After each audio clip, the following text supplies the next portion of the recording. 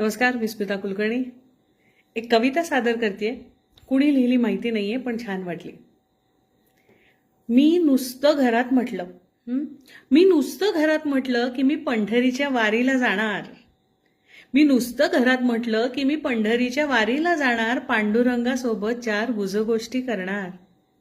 दुःखाचं वाळवंट माझं इंद्रायणीत भिजवणार आणि सुखाच्या रिंगणात भान हरपून फिरणार. तर केवढा कांगावा घरातल्या विठोबानं केला. कमरेवर हात घेत म्हणाला, मुलांचं काय, माझा डबा कोण देणार. आईशी बोललीस, काही जबाबदारीची जाणीव. नुसता माझ्या नावानं मुक्त घोष केला, नुसता माझ्या नावानं मुक्त घोष केला. कारण मी नुसतं घरात म्हटलं की मी पंढरीच्या वारीला जाणार.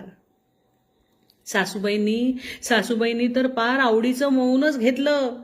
टाळ चिपळ्यांच्या आवाजानं अख्खं स्वयंपाक घर दुमदुमलं. का तर मी नुसतं घरात म्हटलं की मी पंढरीच्या वारीला जाणार.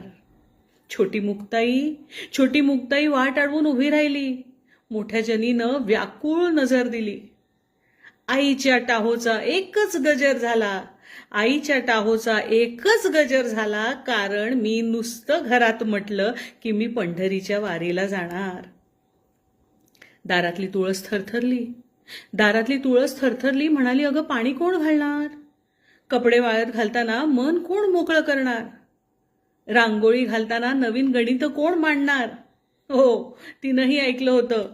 रांगोळीनंही ऐकलं होतं की मी नुसतं घरात म्हटलं की मी पंढरीच्या वारीला जाणार. ती दारातूनच म्हणाली. रांगोळी म्हणाली, तू थांब इथंच, नको करूस वारी. तू थांब इथंच, नको करू वारी. अगं हीच तुझी पंढरी, भरला संसार घरी. पांडुरंगा हृदयी जन्मोजन्मी सलगी माझी. ती म्हणे, पांडुरंगा हृदयी जन्मोजन्मी सलगी माझी. कळवीत सारी त्याला सुख दुःख तुझी. अगं विठुराया उभ्या जगाची माऊली. तुझ्या रूपानं त्याची घरी वावरते सावली. तू नुसतं आज म्हणालीस की तू पंढरीच्या वारीला जाणार, पण अगं माऊली विना हा गाभारा मात्र रिता होणार. नको जाऊस, हीच तुझी पंढरी. कविता कशी वाटली नक्की सांगा. पुन्हा भेटूया.